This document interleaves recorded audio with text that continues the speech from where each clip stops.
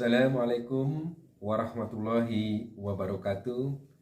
Semangat pagi, salam dan bahagia. Ibu Bapak Guru hebat, mohon izin saya Sumarno MPD, calon guru penggerak angkatan 8 dari SMA Negeri 3 Kuningan, fasilitator Ibu Dewiana Agustina SPD, dan pengajar praktik Bapak Gian Sugianto SPD. Pada kesempatan ini, saya akan menampilkan tayangan aksi nyata modul 1.4 diseminasi budaya positif dan penyusunan keyakinan atau kesepakatan kelas. Bismillahirrahmanirrahim. Assalamualaikum warahmatullahi wabarakatuh.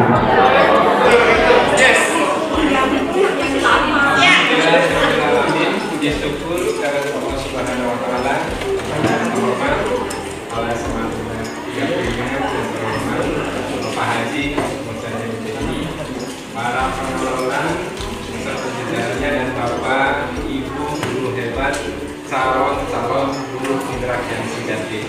Jabar juara? Jabar. Oh, salah ya, Pak.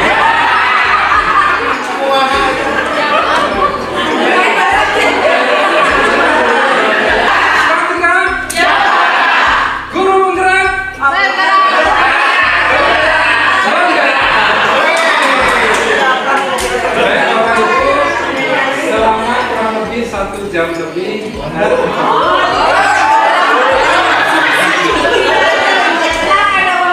Bapak Ibu duduk di kursinya masing-masing. Ya, nah karena itu bagaimana kalau sekarang kita ice breaking dulu, mendengarkan apa-apa dan mudah-mudahan informasi yang nanti disampaikan bisa masuk ke dalam apa ya? Soal kita masing-masing. Baik Bapak Ibu, mohon untuk berdiri. Awan, dan ini bayangkan bahwa di atas kita ini adalah awan. Baik Bapak Ibu, kita coba menggunakan tangan kanan terlebih dahulu. Ya, gini ya. Kita coba, mari kita menulis dari mulai huruf Z terlebih dahulu. Ya, mulai. Sampai disebutkan ya Bapak Ibu hurufnya. Contoh. Z.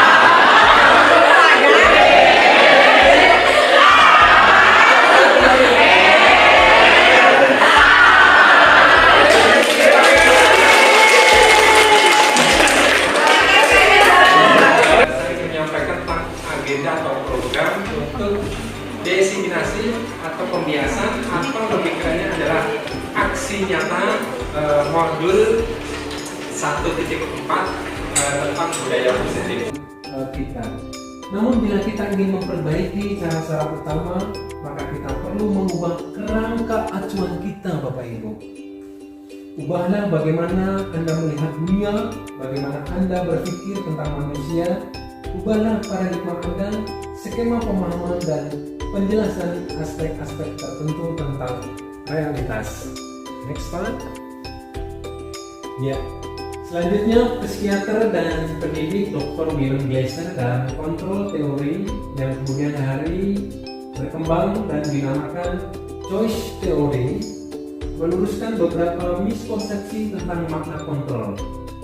Ilusi guru mengontrol murid, kemudian ilusi bahwa semua penguatan positif, efektif dan bermanfaat, Bapak Ibu. Ilusi bahwa kritik dan membuat orang merasa bersalah dapat menguatkan karakter, dan ilusi bahwa orang dewasa memiliki hak untuk memaksa. Next, Pak. Makna kata disiplin. Ketika mendengar kata disiplin, apa yang terbayang di benak Anda? Apa yang terlintas di pikiran Anda? Kebanyakan orang akan menghubungkan kata disiplin dengan tata tertib, teratur, Bapak Ibu, dan kepatuhan pada peraturan. Kata disiplin juga sering dihubungkan dengan hukuman. Padahal itu sungguh berbeda, Bapak Ibu. Karena belajar tentang disiplin positif tidak harus dengan memberi hukuman. Justru itu adalah salah satu alternatif terakhir, dan kalau perlu tidak digunakan sama sekali, Bapak Ibu. Next one. Bapak pendidikan kita Ki Hajar Dewantara menyatakan bahwa di mana ada kemerdekaan, di situ harus ada disiplin yang kuat. Sungguh pun disiplin itu bersifat self disiplin, yaitu kita sendiri yang mewajibkan dengan sekeras-kerasnya, tetapi itu semua saja sebab jikalau kita tidak cukup atau tidak cakap melakukan self disiplin, wajib penguasa lain mendisiplinkan diri kita, dan peraturan demikian itulah harus ada di dalam suasana yang merdeka. Next, Pak. Profil pelajar Pancasila, nilai-nilai kebajikan yang seperti tadi saya sampaikan, Bapak Ibu, ya. Ini di antaranya banyak teori ya yang menyampaikan atau filosofi tentang nilai-nilai kebajikan yang universal. Saya ambil salah satu saja, Bapak Ibu, ya, yaitu profil pelajar Pancasila. Ada 6 dimensi, Bapak Ibu. Yang pertama, beriman, bertakwa kepada Tuhan yang Maha Esa dan berakhlak mulia, kemudian mandiri, bernalar kritis, kemudian berkebinekaan global, bergotong royong, dan kreatif. Ya, next, Pak. Motivasi perilaku manusia. Jan Gosen dalam bukunya Retract Structuring School Discipline menyatakan ada 3 motivasi perilaku, Bapak Ibu. Yang pertama, untuk menghindari ketidaknyamanan atau hukuman, punishment, ya Bapak Ibu, untuk mendapatkan imbalan atau penghargaan dari orang lain. Jadi kalau punishment tadi misalnya terlambat masuk kelas atau keluar terlalu awal akan mendapatkan punishment atau hukuman. Kemudian juga bisa masuk kelas tepat waktu karena akan ada reward, ya, penghargaan dari pimpinan atau atasan, ya, sehingga akhirnya memotivasi secara eksternal seorang guru untuk masuk ke kelas atau keluar kelas tepat waktu. Nah, ini Bapak Ibu. Kemudian yang ketiga, untuk menjadi orang yang mereka inginkan dan menghargai diri sendiri dengan nilai-nilai yang mereka percaya, Bapak Ibu. Baik, next. Selanjutnya, Bapak Ibu, apa itu hukuman? Konsekuensi dan restitusi, Bapak Ibu. Barangkali ini cukup hal yang baru barangkali bagi kita semua, ya. Terutama tentang konsep apa itu restitusi. Bagaimana kita akan mengubah paradigma peraturan yang menjadi sebuah kesepakatan atau keyakinan, dan bagaimana sebuah sanksi itu atau hukuman itu menjadi sebuah konsekuensi, dan bagaimana kita menerapkan restitusi. Apa itu, Bapak Ibu, restitusi?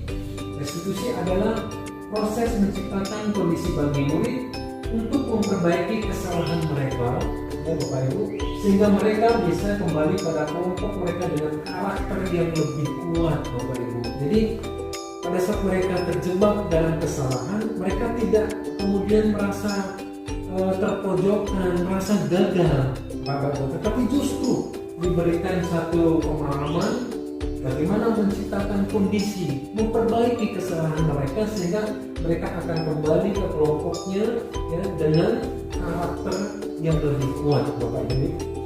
Restitusi juga merupakan proses kolaborasi, Bapak Ibu, yang mengajarkan murid untuk mencari solusi untuk masalah mereka, ya, Bapak Ibu, dan membantu murid berpikir tentang orang seperti apa yang mereka inginkan. Ya, jadi Bapak Ibu bagaimana nih?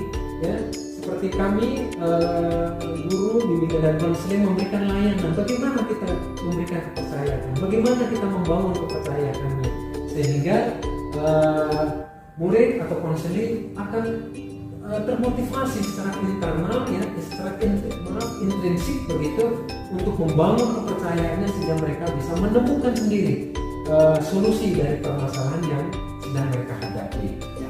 Next Pak. Nah ini Bapak Ibu kita bisa lihat tabel ya, bagaimana identitas gagal dan identitas sukses yang di dalamnya ada hukuman ya, kemudian ada disiplin yang diwujudkan dalam bentuk konsekuensi dan disiplin dalam bentuk restitusi. Bapak Ibu kita ambil contoh Bapak Ibu, hukuman sesuatu yang menyakitkan harus terjadi. Untuk disiplin konsekuensi sesuatu harus terjadi, memang harus terjadi itu, tapi restitusi merupakan pilihan. Tidak nyaman murid atau anak untuk jangka waktu panjang, konsekuensi tidak nyaman untuk murid untuk waktu yang jangka pendek saja Bapak Ibu. Restitusi menguatkan untuk murid atau anak dalam jangka yang panjang. Dan satu contoh lagi misalnya Bapak Ibu ya, tidak korban mendapatkan keadilan, konsekuensi korban bisa diabaikan, restitusi korban mendapatkan ganti.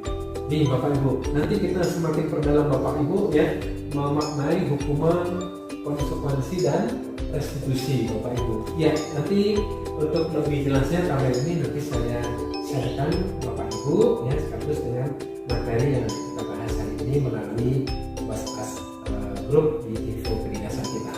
Baik Bapak Ibu, kita lanjutkan. Next Pak. Restitusi membantu murid menjadi lebih memiliki tujuan, disiplin positif, dan memulihkan dirinya setelah berbuat salah Bapak Ibu. Penekanannya bukanlah pada bagaimana berperilaku untuk menyenangkan orang lain atau menghindari ketidaknyamanan, namun tujuannya akan menjadi orang yang menghargai nilai-nilai kebajikan yang mereka percayai Bapak Ibu. Ya, nah sebelumnya kita telah belajar tentang teori kontrol bahwa pada dasarnya kita memiliki motivasi intrinsik Bapak Ibu.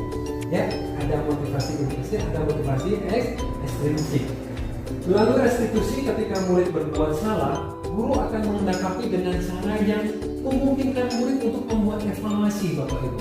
Ya, jadi evaluasi secara internal tentang apa yang dapat mereka lakukan untuk memperbaiki kesalahan mereka dengan mendapatkan kembali harga dirinya. Gitu Bapak Ibu. Bisa dipahami Bapak Ibu? Ya, baik. Next Pak. Ya, mengapa keyakinan kelas?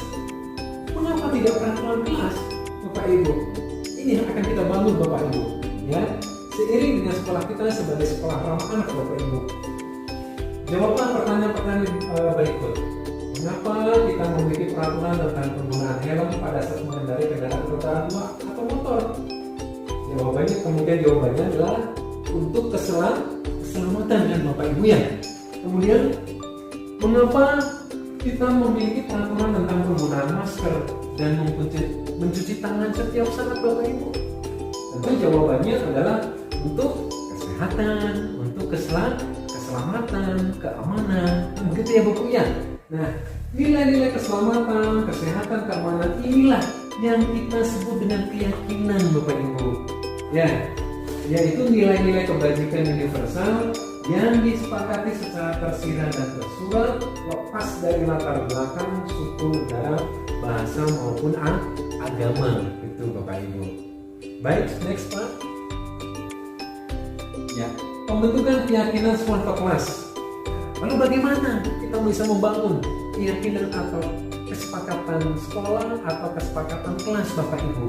Kita coba ya Bapak Ibu kita pahami poin per poin. Keyakinan kelas bersifat lebih abstrak ya Bapak Ibu, daripada peraturan yang lebih rinci dan konkret. Kemudian keyakinan kelas berupa pertanyaan-pertanyaan universal, ya Bapak Ibu. Kemudian pernyataan keyakinan kelas senantiasa dibuat dalam bentuk positif, ya. Silakan. Kemudian keyakinan kelas sebaiknya sesuatu yang dapat diterapkan di lingkungan tersebut. Oh ya, di sebelumnya ya, keyakinan kelas hendaknya tidak terlalu banyak sehingga mudah diingat dan dipahami oleh warga kelas. Ya. Kalau habis kesepakatan sekolah berarti yang mudah dipahami oleh seluruh warga sekolah Bapak Ibu. Kemudian semua warga kelas hendaknya ikut berkontribusi dalam pembuatannya Bapak Ibu. Ya, pembuatan keyakinan kelas lewat kegiatan curahan pendapat. Bisa menggunakan stick vote ya, atau stiker itu yang ditempel ya. Kita bangun Bapak Ibu di kelas. Ya. Atau kalau dulu bisa dikatakan dengan kontrak belajar barangkali Bapak Ibu. Nah, kontrak belajar ini juga merupakan salah satu konsep ya dari keyakinan atau kesepakatan kelas Bapak Ibu. Bisa ditulis ya nanti Ibu, bisa dibacakan. Kalau nanti ditulis, kemudian nanti seluruh warga kelas menandatangani termasuk Bapak Ibu ya, baik wali kelas ya Bapak Ibu maupun juga guru mata pelajaran. Kemudian bersedia meninjau kembali keyakinan kelas dari waktu ke waktu Bapak Ibu, kan selalu dinamis, supaya ini selalu dinamis ya, peraturan itu selalu dinamis, karena kalau terlalu banyak juga sulit diingat, terlalu sedikit juga nanti tidak bisa mengcover semuanya.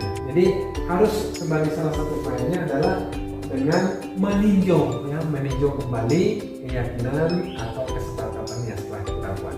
Next Pak. Ya.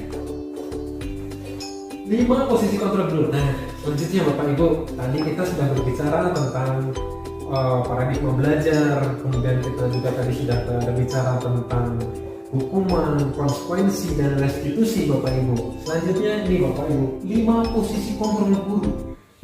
Nah, kita posisi berada di mana pada saat kita sedang menghadapi murid Bapak Ibu, terutama pada saat murid atau peserta didik ya, anak-anak kita yang melakukan kesalahan Bapak Ibu ya, dalam arti melanggar keyakinan atau kesepakatan kelas. Apa yang harus kita lakukan Bapak Ibu, dan bagaimana yang memberikan solusi agar anak itu bisa memahami tentang kesalahannya dan segera bangkit untuk segera memperbaikinya.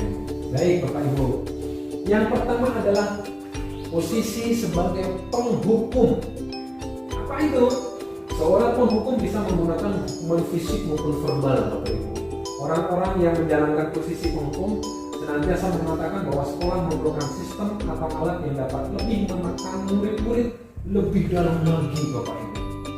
Guru-guru yang menerapkan posisi penghukum dia akan berkata ya, misalnya kamu salah, peraturan ini sudah tidak bisa ditawar-tawar lagi, kamu akan diancam dengan poin dan sebagainya, akan dikeluarkan dan sebagainya Bapak Ibu, sehingga anak akan lebih bersalah Bapak Ibu ya, dia akan tidak bisa keluar dari permasalahannya ya. Kemudian hasil, kemungkinan murid marah gitu, dendam ya, sampai nanti lulus begitu, bahkan nanti sampai mereka dewasa Bapak Ibu ya, punya rasa dendam akibat kata-kata atau teguran yang kita berikan, karena apa posisinya Bapak Ibu sebagai penghukum. Nah ini ya. Nah kemudian bersifat agresif Bapak Ibu, banyak ya kita di media sosial begitu ya, di media elektronik, bagaimana murid-murid ya di zaman zilenial, zaman Z ini Bapak Ibu, guru-guru yang banyak menganiaya, yang menyerang dengan kekerasan kepada guru-gurunya. Subhanallah, ini sesuatu hal fenomena yang memang menjadi PR bersama. Kemudian Bapak Ibu, bisa jadi sesudah kembali duduk, murid tersebut akan mencoret-coret bukunya atau meja tulisnya.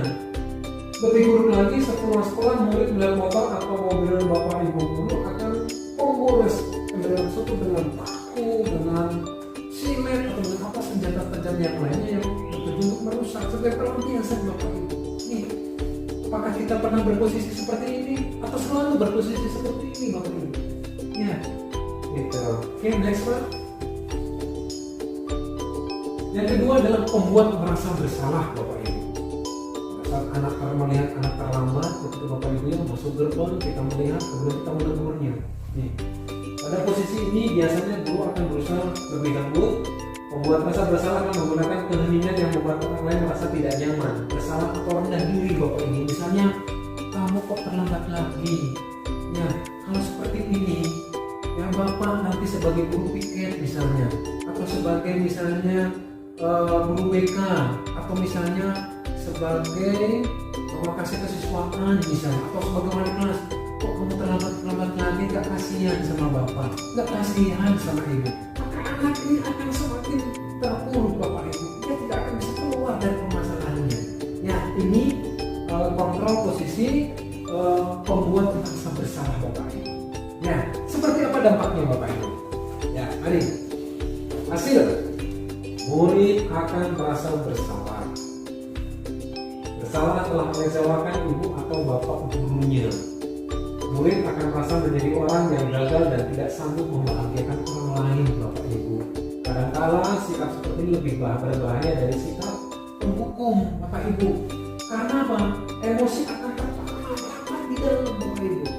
Ya, murid menahan perasaan tidak seperti murid dengan guru penghukum, di mana murid bisa menumpahkan amarahnya, walaupun dengan cara negatif. Murid tertekan sepertinya yang tiba-tiba bisa merutus amarahnya dan bisa menyakiti diri sendiri bahkan orang lain bapak ibu. Ini harus kita pahami ya. Masya Allah, ini materi di program pendidikan guru penerang yang luar biasa bapak ibu, yang harus kita pahami bersama dan tentu harus kita amalkan bersama. Baik, next Pak. Posisi kontrol guru yang ketiga adalah teman bapak ibu. Guru pada posisi ini tidak akan menyakiti murid, namun akan tetap berupaya mengontrol melalui persuasi. Posisi teman pada guru bisa negatif ataupun positif. Positif di sini berupa hubungan baik yang terjaga guru dan murid. Kemudian guru di posisi teman menggunakan hubungan baik dan humor untuk mempengaruhi seseorang. Contoh, nah, kamu terlambat, ya. Maaf bu, maaf pak, saya terlambat. Oh ya, sudah, nggak apa-apa. Silahkan masuk ke kelas. Nanti absensinya ke guru piket biar bapak yang urus, biar bapak yang perbaiki. Oh terima kasih pak. Pasti begitu kan? Tapi itu justru akan menciptakan anak menjadi terbiasa ketergantungan kepada bapak ibu guru. Sudah diberikan kesempatan, diberikan maaf, tapi itu akan terulang. Kenapa? Bahasa yang kita sampaikan seperti bahasa terhadap teman. Ya sudah, nanti saya bantu, ya sudah bapak bantu, ya, dan lain sebagainya. Jadi apa justru menjadi satu ketergantungan. Hasilnya nih bapak ibu, murid akan merasa senang dan akrab dengan guru. Ini termasuk dampak yang positif.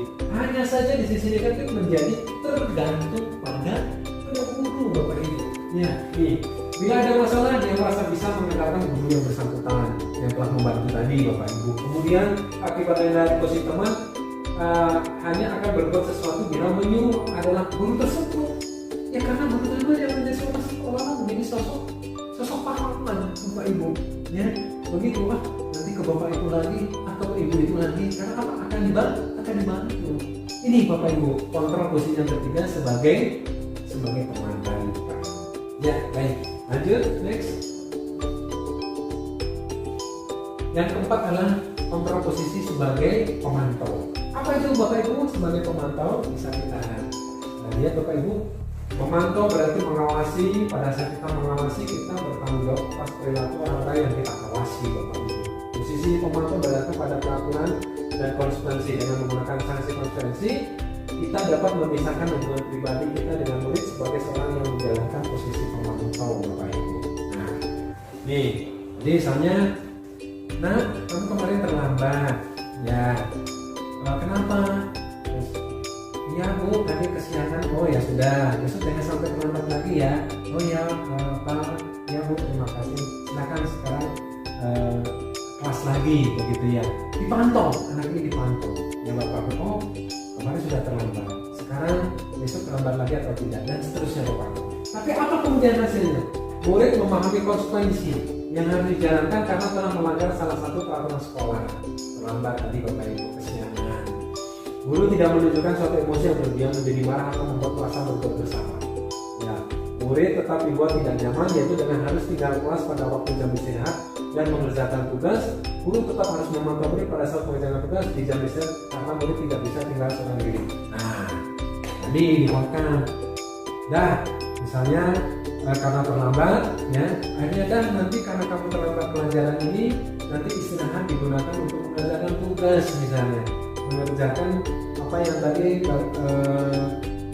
tugas-tugas yang telah diberikan pada saat tadi jam pelajaran. Akhirnya apa? Anak tidak bisa beristirahat.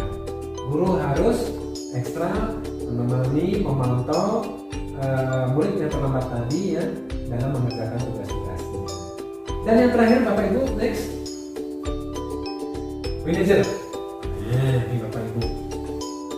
Manajer adalah posisi di mana guru berbuat sesuatu bersama dengan murid. Ya, Bapak Ibu, ya, ya. Mempersilahkan murid mempertanggungjawabkan perilakunya, mendukung murid agar dapat menemukan solusi atau permasalahannya sendiri. Ini beda banget Bapak Ibu. Ya. Kemudian seorang manajer telah memiliki keterampilan di posisi teman maupun pemantau, dengan demikian bisa jadi di waktu-waktu tertentu kembali kepada kedua posisi tersebut Bapak Ibu. Namun bila kita menginginkan murid-murid kita menjadi manusia merdeka, mandiri dan bertanggung jawab, maka kita perlu mengacu kepada restitusi yang dapat menjadikan murid kita seorang manajer bagi dirinya sendiri Bapak Ibu. Masya Allah. Ya Bapak Ibu.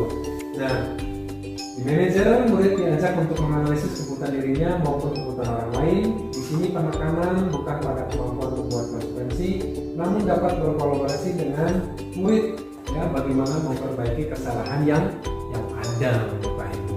Baik Bapak Ibu, bisa dipahami sampai di sini? Iya, baik. Next Pak. Iya. Segitiga restitusi Bapak Ibu. Nah, kembali ke segitiga restitusi lagi ya Bapak Ibu. Apa yang segitiga restitusi? Ada menstabilkan identitas Bapak Ibu. Ini yang bawahnya Bapak Ibu. Kemudian ada validasi tindakan yang salah. Dan yang ketiga ada menanyakan keyakinan Bapak Ibu. Apa itu masing-masing dari segitiga restitusi tadi Bapak Ibu? Next Pak. Yang pertama, menstabilkan identitas atau stabilis di identity Bapak Ibu. Bagian dasar dari segitiga bertujuan untuk mengubah identitas anak dari orang yang gagal karena melakukan kesalahan menjadi orang yang sukses Bapak Ibu. Anak yang melanggar peraturan karena sedang mencari perhatian adalah anak yang sedang mengalami kegagalan. Ada kebutuhan dasarnya yang tidak terpenuhi Bapak Ibu, sehingga dia berusaha mencari cara, ya, agar dia bisa mendapatkan perhatian, memenuhi kebutuhan dasarnya. Nah, dia mencoba untuk memenuhi kebutuhan dasarnya, namun tak ada benturan. Kalau kita mengkritik dia, maka kita akan tetap membuatnya dalam posisi gagal. Kalau kita ingin menjadi reflektif, maka kita harus meyakinkan, ya, misalnya nih Bapak Ibu, bentar, berbuat salah itu tidak apa-apa, ya, karena tidak ada manusia yang sempurna, misalnya, ya. Saya juga pernah melakukan kesalahan sama seperti itu, misalnya, ya. Kita bisa menyelesaikan ini. Bapak Ibu tidak tertarik mencari siapa yang salah, tapi Bapak Ibu, ya, ingin mencari atau mengharapkan solusi, ya, dari permasalahan ini. Itu Bapak Ibu. Lanjut. Yang kedua, validasi tindakan yang salah atau validasi the misbeh. Setiap tindakan kita dilakukan dengan tujuan, yaitu memenuhi kebutuhan dasar. Kalau kita memenuhi kebutuhan dasar, apa yang menjadi sebuah tindakan? Kita akan bisa menemukan cara-cara paling efektif untuk memenuhi kebutuhan tersebut, Bapak Ibu. Padahal, nih, yang disampaikan Pak Ibu, padahal kamu bisa melakukan yang lebih buruk. Kamu pasti punya alasan, kamu patut bangga, kamu boleh mempertahankan sikap itu, tapi kamu harus menambahkan sikap yang baru. Ini memang sesuatu yang sulit Bapak Ibu. Tetapi kalau kita bangun, kemudian itu menjadi suatu pembiasaan Bapak Ibu, hal-hal seperti ini nanti akan kita wujudkan. Dan Masya Allah Bapak Ibu, dampak jauh ke depan Bapak Ibu, bagaimana psikologi anak, kejiwaan anak, motivasi intrinsik yang ada dalam anak bisa terbangun dengan baik. Dan hal ini tentu akan mendukung di dalam anak memahami, menyerap ilmu pengetahuan yang Bapak Ibu berikan. Baik, next. Ya.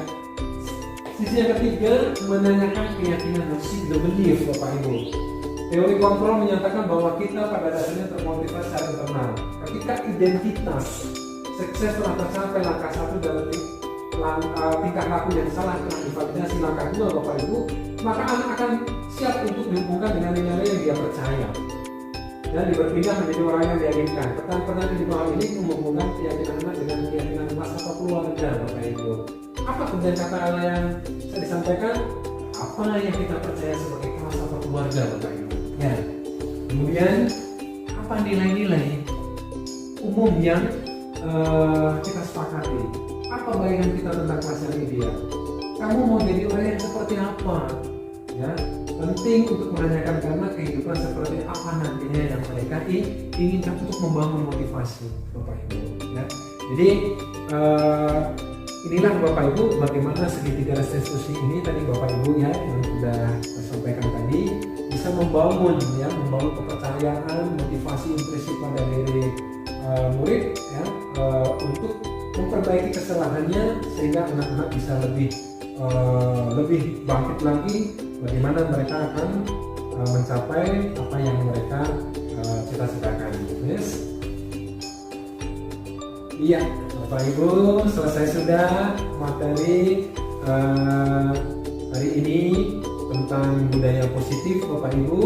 Mudah-mudahan bermanfaat dan mari Bapak Ibu kita berkolaborasi, kita bersama-sama untuk memajukan ya kualitas penyelenggaraan pendidikan di sekolah kita ini ya, dengan kita awali dari diri kita sendiri Bapak Ibu, bagaimana kita tadi memahami tentang paradigma belajar ya, dari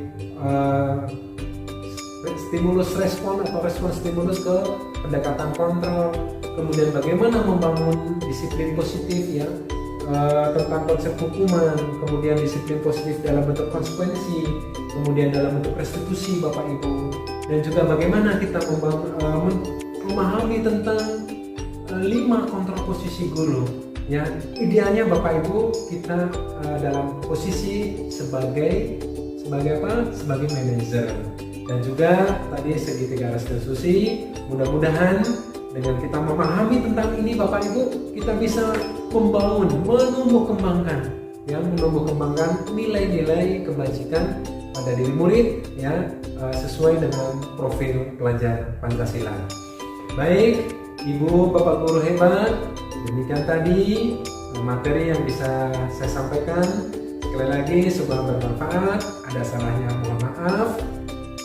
Salam guru penggerak, tergerak, bergerak, dan menggerakkan. Terima kasih. Assalamualaikum warahmatullahi wabarakatuh.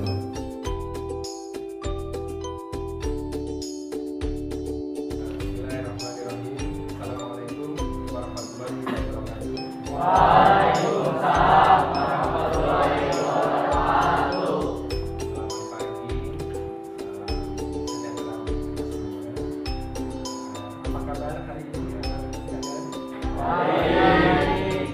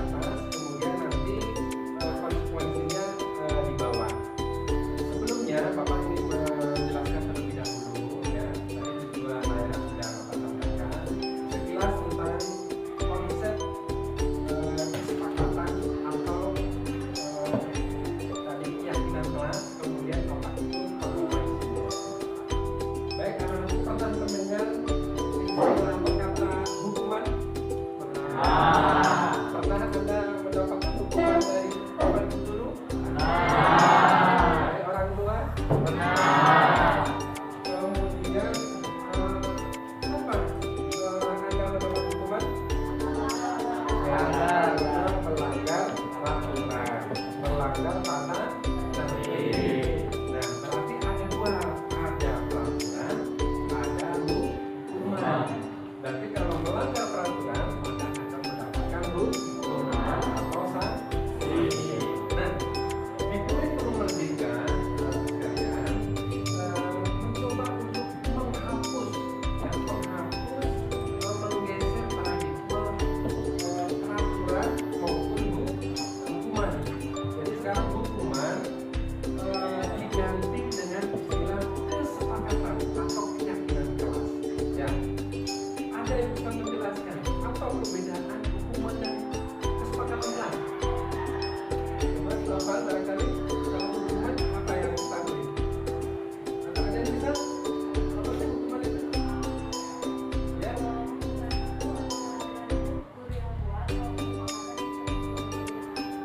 Luar biasa. Namanya sudah. Ya. Ada yang melengkapi? Yang melengkapi? Ya.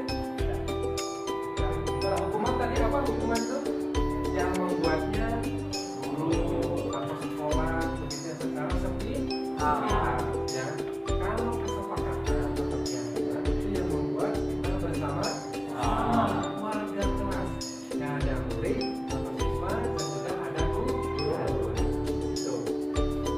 Baik. Kalau tadi peraturan, tadi hukuman ya. Kalau peraturan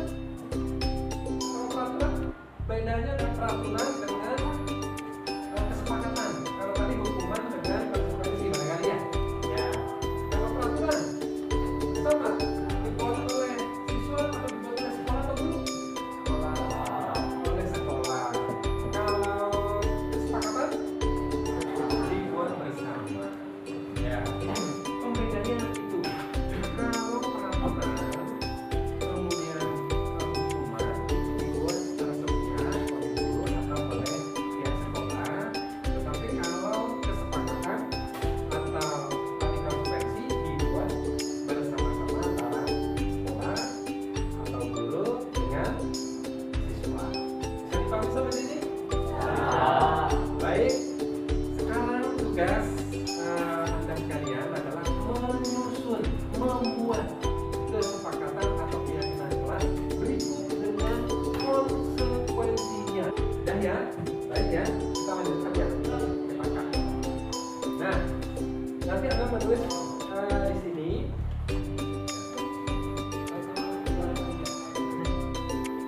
Nanti ada silahkan di atas sudah diberi namanya, sudah diberi nama. Jadi di atas berupa kesepakatan kelasnya apa, yang di bawah konsekuensinya nyambung. Jadi kalau di sini A, di sini A. Di sini berbicara tentang misalnya tepat hadir tepat waktu kelas. Jadi kalau tidak, kalau melanggar berarti apa? Misalnya membersihkan ruangan kelas, membersihkan papan tulis. Gitu. Ya, tapi diharapkan yang humanis, jangan yang cenderung bersifat fisik, ya, tapi lebih bersifat mendidik. Ada pertanyaan? Ada pertanyaan? Sudah jelas? Baik, kalau sudah jelas, apa lanjutkan ini?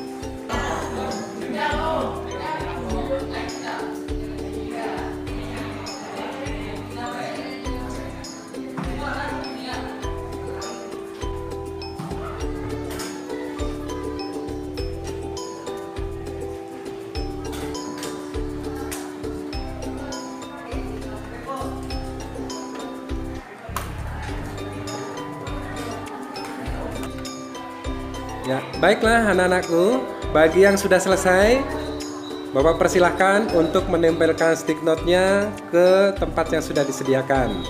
Silahkan, yuk siapa dulu?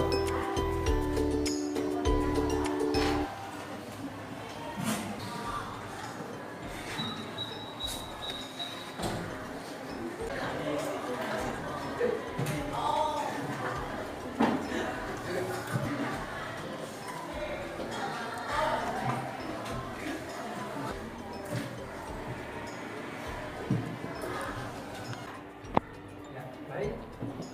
Terima kasih anak-anakku sudah menuliskan keyakinan atau kesepakatan kelas secara bersama-sama. Berikut juga dengan konsekuensinya. Ya, tadi Anda sudah menuangkan, mudah-mudahan dengan penuh kesadaran, penuh keyakinan, dan juga ikhlas begitu ya di dalam menuangkan apa yang menjadi pemikiran atau perasaan Anda, termasuk emosional Anda bahkan begitu ya. Jadi walaupun hanya satu, mudah-mudahan nanti yang diisikannya berbeda dan nanti bisa digabungkan begitu. Nah, ini baru fase pertama. Apabila nanti ada keyakinan atau kesepakatan kelas yang belum muncul atau belum terbangun, nanti bisa kita buat kembali. Ya, jadi fleksibel. Kalau memang itu masih dirasa penting, masih dipakai, kita lanjutkan. Kalau sudah tidak, maka kita harus terbuka, ya, harus terbuka untuk mengganti atau mengevaluasi hasil dari kesepakatan dan kelas bersama. Baik, selanjutnya persilakan Novel untuk membacakan hasil ya dari apa keyakinan atau kesepakatan yang sudah ditulis berikut dengan konsekuensinya. Silakan Dansa untuk menuliskan. Ya.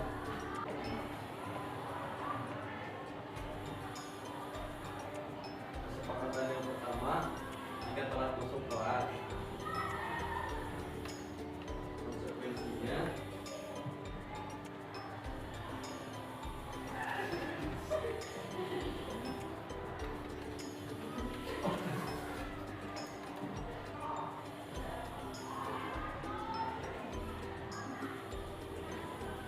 yaitu tidak piket, bayar 5.000 rupiah.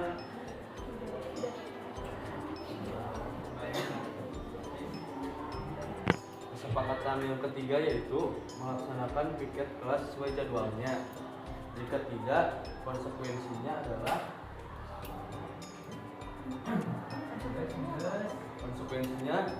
membayar denda senilai 2.000 atau membersihkan papan tulis selama digunakan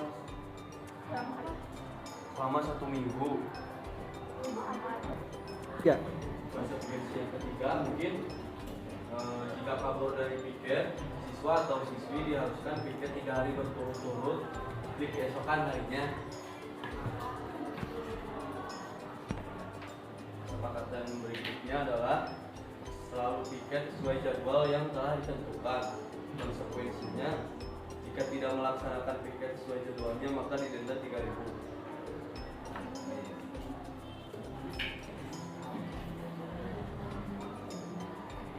Itu full black kecuali olahraga.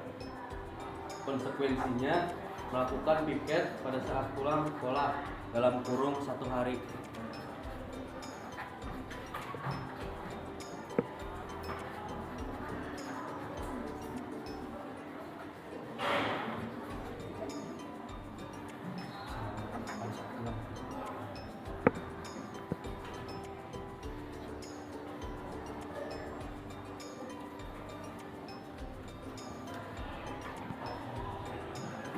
Teman-teman, kita batasi dulu 4 ya. Ini kesepakatannya.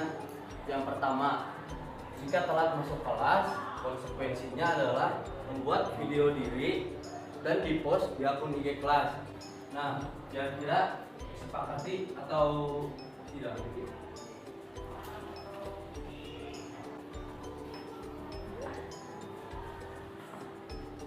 Ada masukan? Menurut saya yang konsekuensinya itu terlalu tidak humanis. Menurut saya mending kalau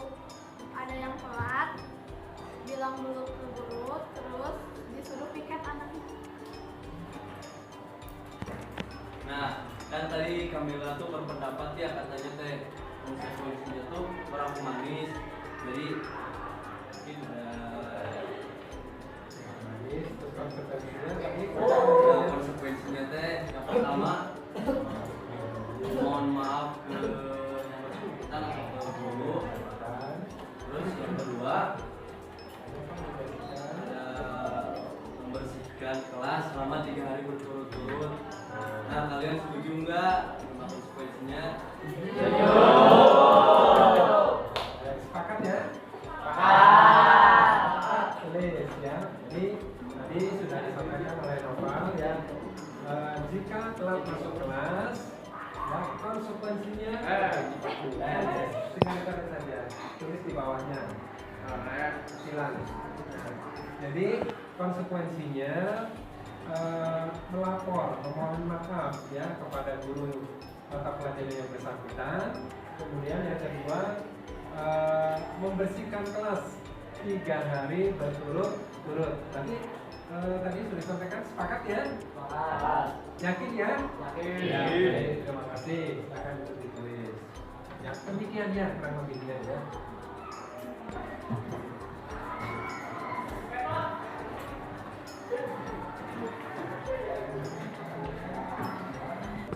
Nah, demikian proses kesepakatan kelas sama konsekuensinya.